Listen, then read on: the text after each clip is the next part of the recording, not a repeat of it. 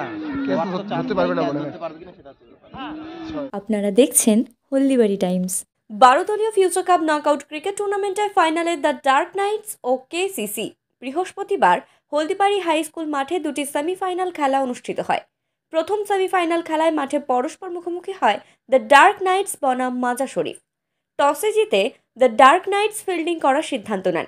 মাজার শরীফ ব্যাট করতে নেমে 12 ওভারে 8 উইকেট হারিয়ে 111 রান করে। জবাবে দ্য ডার্ক নাইট ব্যাট করতে নেমে 11 ওভারে 7 উইকেট হারিয়ে 112 রান করে ফাইনালে ওঠে তারা। দ্য ডার্ক নাইটসের বনমালী ব্যাট হাতে 29 বলে 41 রান করে ও বল হাতে 3 ওভার বল করে 2 উইকেট নিয়ে 27 রান দিয়ে খেলার সেরা নির্বাচিত হয়। দ্বিতীয় সেমিফাইনাল খেলায় মাঠে পরস্পর মুখোমুখি হয় কেসিসি বনাম ওয়াইল্ড লেপার্ড। টসে জিতে ওয়াইল্ড লেপার্ড ফিল্ডিং করার সিদ্ধান্ত নেন। কেসিসি ব্যাট করতে নেমে 12 ওভারে 7 উইকেট হারিয়ে 200 রান করে।